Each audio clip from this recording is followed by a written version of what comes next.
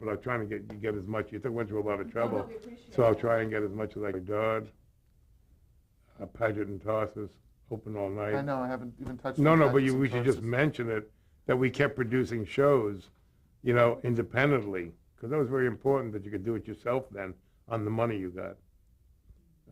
It was great. You can't do it anymore. If you don't think it's important, that's fine No, too. no, it is. I think I'll try and. Buffalo Bill was the most groundbreaking show at NBC.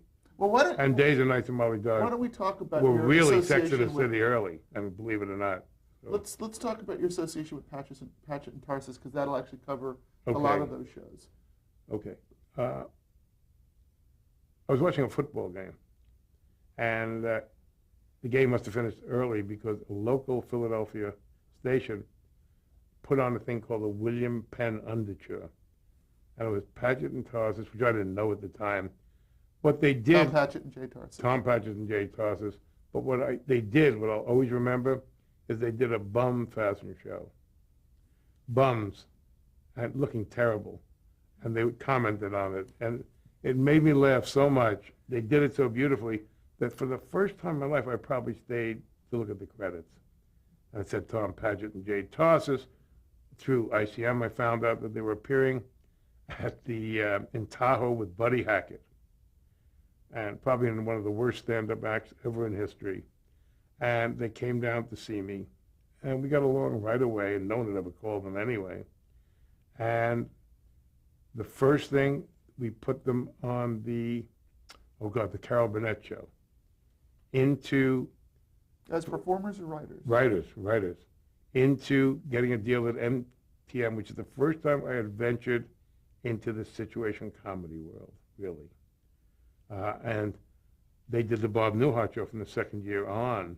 And I met all these people, Jim Brooks and Dave Davis and Grant Tinker. Let me just stop a second and say, in all the time I've been in television or in business, no one's run a place like that. It was a college campus that, if they say a lot about the Harvard Lampoon, Grant had it here for real.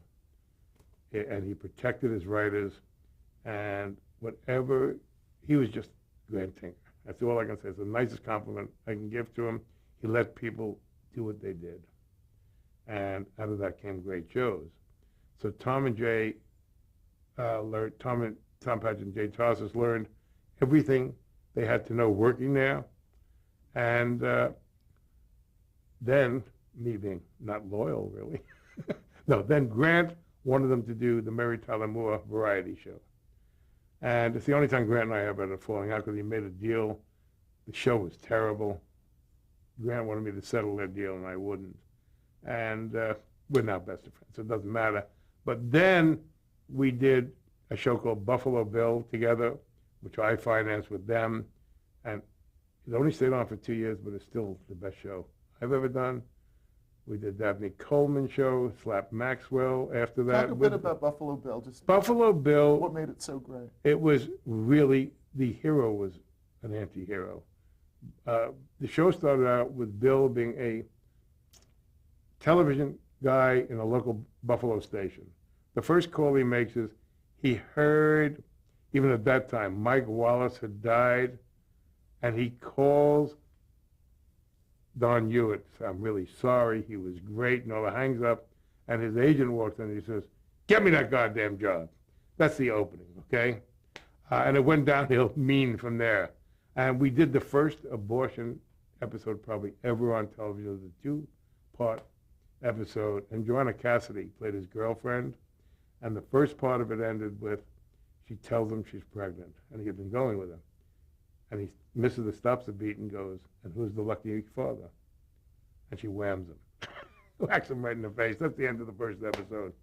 And then it went on to, it was great. It was great television that no one at the network ever understood, that got rave critical reviews. And as Brandon said, it's the best show I ever canceled.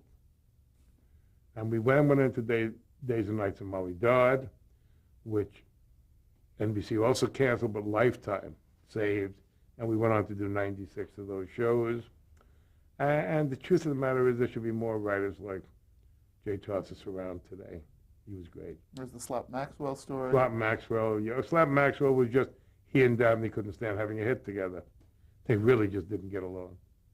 And it's a show ABC picked up, and we couldn't keep it on.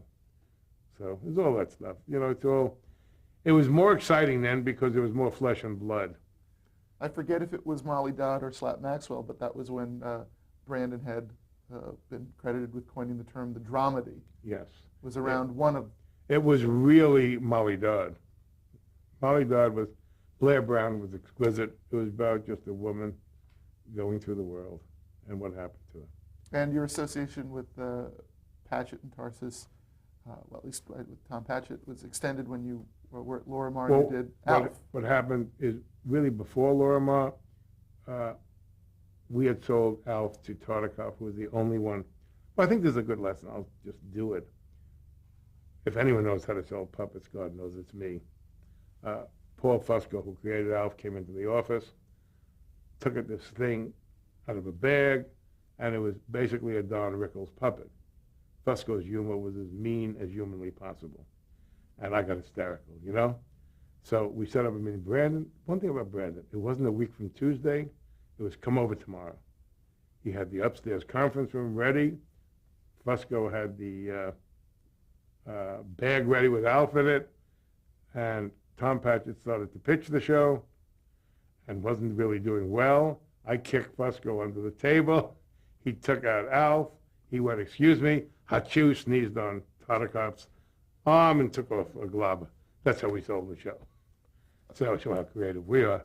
And it's probably the worst casting ever done. Max Wright I brought in from Buffalo Bill and other people. The cast for this show wasn't really good. Great actors, it just didn't work. You couldn't kill that character with a stick. 4 years of Alf, Mania, whatever it was. And it stayed. It was just hysterical. And Jim Henson and I had a little talk about Alf, but it was as far away from what the Muppets do. There was no puppetry involved. It was the voice. You know, none at all. So we straightened that out. But Jim wasn't thrilled with it. So, just a little sidelight. Just talking about some of the other shows that you were involved with in that time. Talk about packaging It's Gary Shandling's show. Well, It's Gary Shandling was really, that's Brad coming to me with Shandling. Was he initially a Brad client? Yes, oh sure, he brought him to me. I actually, just for the future, what the hell, I never thought Gary was particularly funny. I thought he was like the road company David Brenner. He just never was my type of guy. Brad loved him and really did a great job for him. And they needed a little stature. They had sold it to Showtime. So Brad made a deal with me. I brought in Alan Swibel to produce it and write it with Gary. And that too became a hit. You know, it was really, it was first pitched to Tartikoff, who turned it down because he wanted Gary to be a hardware salesman. And Gary, intelligently enough, said, well, how does a hardware salesman get to be at home during the day?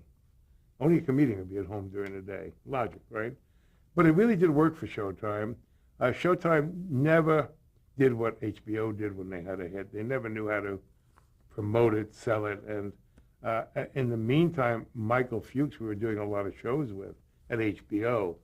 This was a very interesting time. HBO, I met Fuchs in '75, and we have to give a second to this because Fuchs changed the business as far as I'm concerned.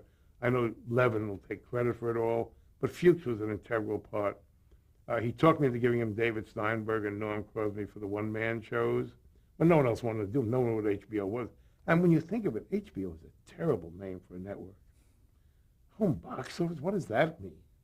I mean, when you break this thing down, now it's become a generic word. Let's do it on HBO. It's a terrible name. So we thought, okay, he's a nice guy, we'll do it. It's no worse than Management 3. Maybe a little. Certainly worth a lot more money. So Fuchs was one of these guys who never forgot a favor. He just never forgot it and built a network on all that stuff. The only thing he didn't do was really want to venture beside Gary's show, the Larry Sanders Show. It's the only time he ventured into situation comedy. Having started it, he believed it was a movie service. He bought the Muppets from me in Fraggle Rock. He bought a few other things. But Michael didn't want to branch out into more. I remember Larry Sanders and Dream On were their comedy block. That's exactly what it was. Those were the only two comedies. That's correct. And he wouldn't go any further. I never understood why. But his mind was set on making those picture deals, like all of that stuff. Like he made a lot of deals. So he did very well. And then Larry Sanders became a critical, though not viewing hit. I mean, it was the theory of HBO is get in the New York Times, get a lot of press, and people will buy up for the service, which has served them really well. As late as yesterday with Band of Brothers, God only knows, you know? But they have a machine that makes you believe you should have it. Where the networks have given that up, sort of. I mean, CBS used to be known as the Tiffany of broadcasting because they had honor and stability, and you knew what CBS stood for. NBC, you knew what it stood for. Golden started something new, you know, you knew what it stood for. HBO took, if they would just sit and realize that HBO stands for, it's not television, it's HBO. So don't you think the people still doing television would look at that and say, what are we doing wrong? The audience has eroded 300%. When I was a kid, a long time ago, 55, unless you had a 32 or 33 share, you were off the air. That was the guideline. Now I looked yesterday, 11, 12. My God. Those are hits. Those are the hits, that's correct. So some way they have to even the playing field, take more chances, talk to the FCC about what they're allowed to do and what not allowed to do. But HBO has certainly become the place to go. Look at The Sopranos. Every network turned it down. And when we went over there, Chris bought it, Chris Albrecht bought it, and Jeff Bewkes bought it and supported it. My God. And what more do you expect? You know, you can't do any better than that. Whether you like Sex and the City or not, a lot of people do. It's funny. This year's Emmy winner for Best Comedy. Well, how do you fault that, you know? But some way the network should look at that and say, maybe we should change the way we do things. Maybe in some way maybe Malcolm in the Middle is a way into the new world. Fox just bought Bob Odenkirk, who did Mr. Show for HBO, so maybe it'll work. I don't know. But boy, it's been awful stagnant. None of the rules have changed for the 45 years I've been doing it, 46 years. And you feel they need to? Well, if you want to talk about television for a second and stay in whatever year we're in. Sure. Because I think this stuff is more important than anything I do, is 15 years ago, they started a new thing, a list of writers who are okay to write their wonderful shows. So the writers who are on this list tripled their price because they were on the list. So now everyone ran about the studios, 20th Century Fox and Warner Bros. Would make a deal with these writers. So this is a self-fulfilling prophecy. The overall deals. So overall deals, so they could bring them into the networks who would okay them. But all of these people who had these overall deals and who they were on the list were good writers but couldn't create shows. So you wasted $100 million a year. With that, the shows got worse. So the ratings went down.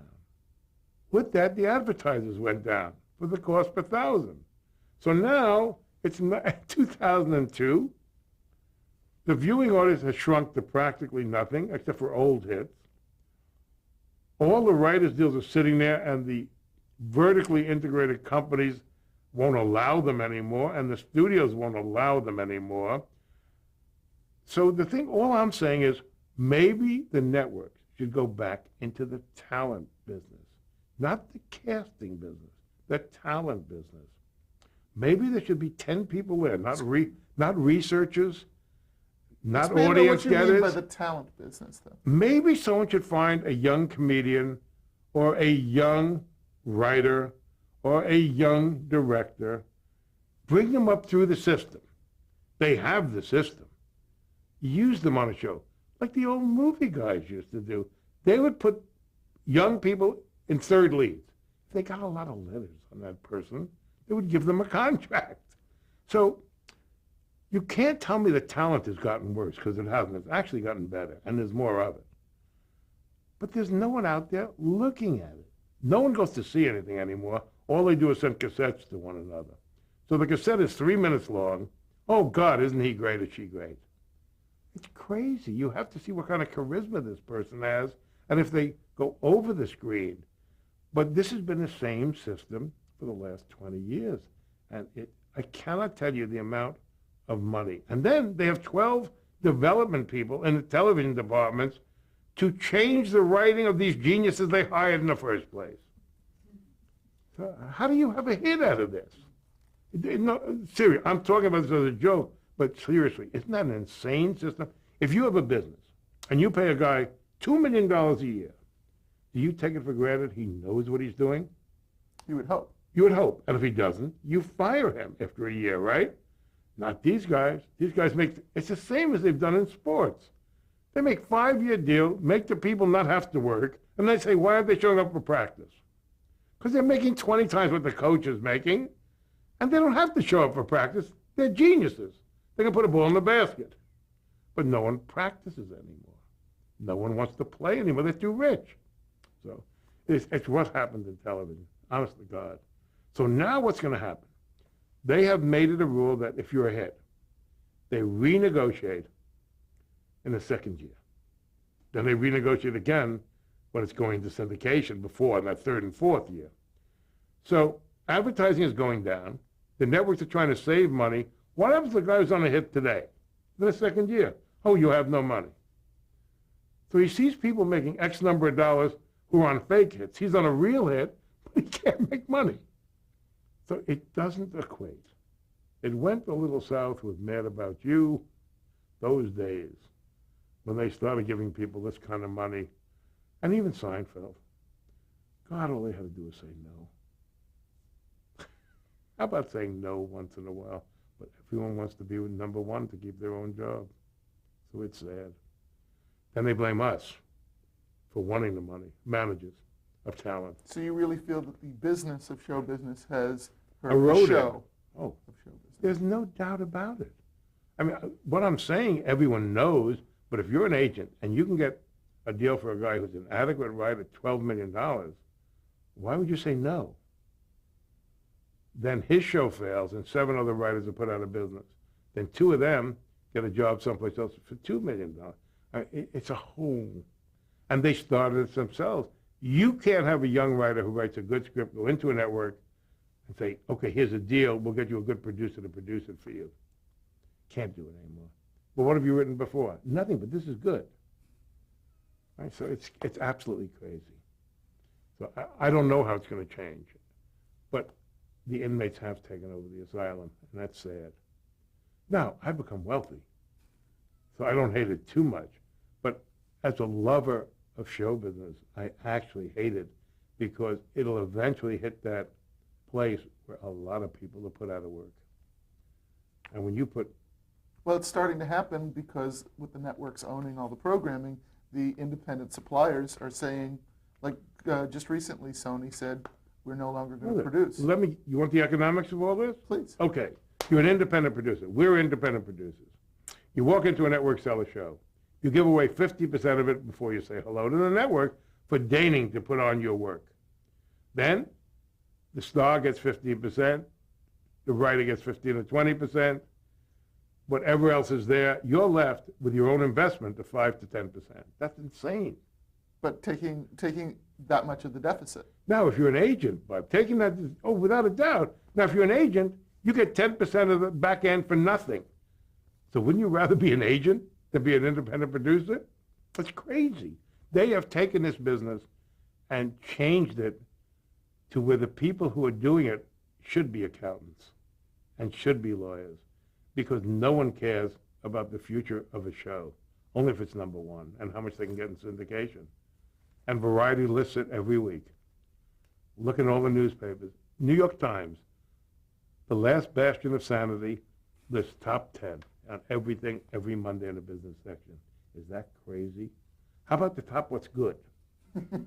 Wouldn't that be a shock? Doesn't happen. You have to be number one. I think people believe that those two things are synonymous. Oh, you don't believe that, and most people don't believe it. I don't believe it. Honest to God, there's got to be room for something different to do well and build. You know, if you take the money they spend on pilots, they spend, each network, $50 million a year, okay? This is supposedly the best people in the business. Then they take another 50 million and research these 50 million after they've spent the 50 million. Then they put it on the air. And the resulting success to syndication is 1.25%. So wouldn't you think the system is wrong if you took all that money that's spent on development and on research and just gave good writers a 13-show commitment? Wouldn't you come out ahead maybe with one hit? I've tried to explain that to a few heads of networks. They look at me like I'm nuts. Well, who do you rely on if it's no good? The research? You don't rely on the research now. They haven't given you a hit. What do you do? If history proves anything, research said that All in the Family and Seinfeld would both be failures. Oh, how about Hee-Haw? How about the Muppets? You can't have a frog as the host of a show. That's what the research came back. Oh, no.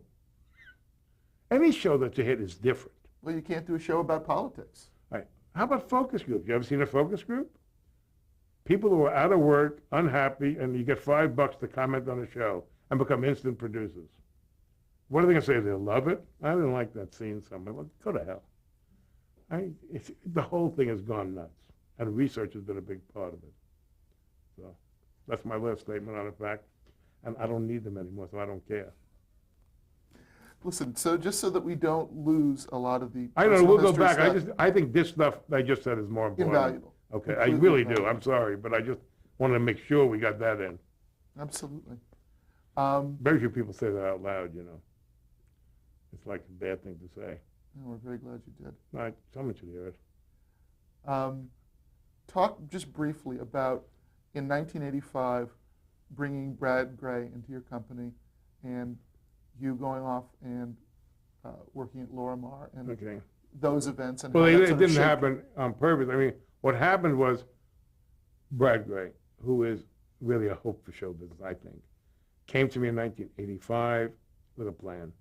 With the production expertise you have and the talent you have, I know you don't want to go to nightclubs anymore and discover new talent. I have the talent to bring to you, and I'll go out and bring it to you if you'll teach me production. Well, I'd been saying that to the people in my company at that time, and I liked Brad, and so I brought him in. It's the first new person I'd brought in 20 years. It just had been you and Sandy Warren. Yeah, that's it. And 2 secretaries. That's it. And Brad, soon after he came in, like 3 months, I sold to Lorimar. I sold my business. What I sold was me and my income from the clients and the shows, and they thought I could help run the company and bring some of the clients we had over there. But I always kept the Brillstein company going because inherently I don't trust large companies. And Merv Adelson really believed in me, and really, that was a happy 2.5 years. And they made a lot of money on Alf. I made profit for them, you know, and I headed up the movie division. We did fine. And then they sold to Warner Brothers, who thought I wasn't so fine. And it was a whole ego match. So I went back to the Brillstein company. At the time, about like 1987, we were doing a lot of channeling stuff. I think it was around then we did the Farrah Fawcett and Ryan O'Neal show, Good Sports, which should have been a better experience than it was. It was a great idea, and they weren't ready to do television at that time. Let's leave it at that. It was just a long, arduous thing. We did a lot of pilots that weren't so hot. Saturday Night Live was rocking, going through, you know, really good stuff. And then in 1990 or 91, Brad made a deal for us for Columbia to give us money to produce shows for Columbia Studios. And that was sort of the change of this Brillstein company, small mom and pop, simple company, to the 90s, which I'm thrilled with. And it became Brillstein Gray. And we did a lot of shows for Columbia, which early shows with News Radio, Just Shoot Me. I mean, we really got lucky right out of the bat. You know, it really was amazing. And then ABC came to us to produce for them. We asked Columbian, as smart as they were, they said, no, we're giving them a free thing. And everything went, I mean, we had 9 shows on the air at one time, which was really amazing. As an independent producer? As an independent producer, yeah. And if I can name them all, I will. I'll try. Chandling, Just Shoot Me, News Radio, the show on Warner Brothers. Oh, God. Steve Harvey? Steve Harvey show, and 2 or 3 other shows. But I mean, there was Mr. Show, which was on Mr. HBO. Show was on HBO. I mean, there was so many. I'm not trying to forget them. I mean, I love Mr. Show, but there were a lot of shows and a lot of Taya Leone show. That's also a great frustration because she should have been, as she is now in the movies. This is Naked Truth, the one with Chris Thompson. Right. She should have been a big television show. She came to me as beautiful as she is and said, I want to be Lucy of today. You know, and she's capable of it. She's great. And it's just something we couldn't make work. And it was very frustrating. Now, how involved were you with the development or production of these individual shows? Brad and I were very involved. The only show I really wasn't involved in after we sold it was Chandling, because Chandling wanted it that way. So too long a story. That's another 3-hour tape. But every other show, we were in a studio practically every night of the week, and it was tedious. You know, if you're not a performer or a director or the active producer on a show sitting around the studio, every once in a while saying, can you change that? It's a terrible job. And so you kept eating, you know. It's great green rooms. But boy, it was tough. Some shows you love because you'd have a lot of laughs down there, especially, I mean, News Radio with Paul Sims was hysterical. Just Shoot Me was fine. Other shows, the Jeff Foxworthy show, which we couldn't make him work on television. But our batting average was quite amazing. Very high. And, you know, as Meyer Lansky said, we always make money for our partners. And we do. I mean, quite honestly. And then I kept going on, and Brad kept getting bigger and bigger in the business. And it seemed time to me, I was 64 or something of the sort, that our company, we had moved and had these beautiful headquarters, and everything had changed. And I always thought a snake can only have one head. And I thought it was very difficult with both of us running the company. Not for any, we agreed on everything, but I thought it was Brad's time. And by the way, so did Brad. And he was 39 at the time, I think. I was going through a divorce at the time. And one thing led to another. And I decided to sell out. And it paid for the divorce, thank God. And I didn't know what I was going to do. Hang on a sec. You have to change tape.